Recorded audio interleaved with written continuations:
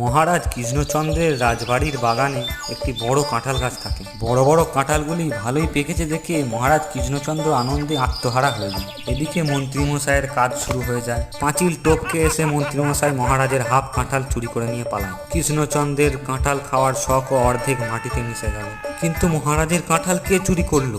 গোপাল তখন তার মাথা থেকে একটি বুদ্ধি বার করে এবং বিজ্ঞানীকে বলে, বিজ্ঞানী তুমি মহারাজের বাগানের পাঁচিলের চারধারে একটি বৈদ্যুতিক তারজালি খাটিয়ে দাও। বিজ্ঞানী গোপালের কথা মতো তাই করে। পরের দিন রাতের বেলা আবার মন্ত্রীর হামলা শুরু হয়।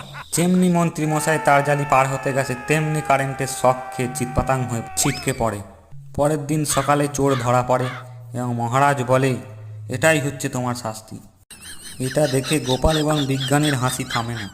মহারাজ কৃষ্ণচন্দ্রের রাজবাড়ির বাগানে একটি বড় কাঁঠাল গাছ থাকে। বড় বড় কাঁঠালগুলি ভালোই পেকেছে দেখে মহারাজ কৃষ্ণচন্দ্র আনন্দে আত্মহারা হয়ে যায়। এদিকে মন্ত্রীমশাইয়ের কাজ শুরু হয়ে যায়। পাঁচিল টপকে এসে মন্ত্রীমশাই মহারাজের হাফ কাঁঠাল চুরি করে নিয়ে পালায়। কৃষ্ণচন্দ্রের কাঁঠাল খাওয়ার শখও অর্ধেক মাটিতে মিশে গেল।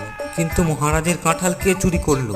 গোপাল তখন তার মাথা থেকে একটি বুদ্ধি বার করে এবং বিজ্ঞানীকে বলে, বিজ্ঞানী তুমি মহারাজের বাগানের পাঁচিলের চারধারে একটি বৈদ্যুতিক তারজালি খাটিয়ে দাও। বিজ্ঞানী গোপালের কথা মতো তাই করে। পরের দিন রাতের বেলা আবার মন্ত্রীর হামলা শুরু হয়। যেমনি মন্ত্রী মশাই তারজালি পার হতে গেছে তেমনি কারেন্টের শক খেয়ে চিৎপাতাং হয়ে ছিটকে পড়ে। পরের দিন সকালে চোর ধরা পড়ে এবং মহারাজ বলে, এটাই হচ্ছে তোমার শাস্তি। এটা দেখে গোপাল এবং বিজ্ঞানীর হাসি থামে না।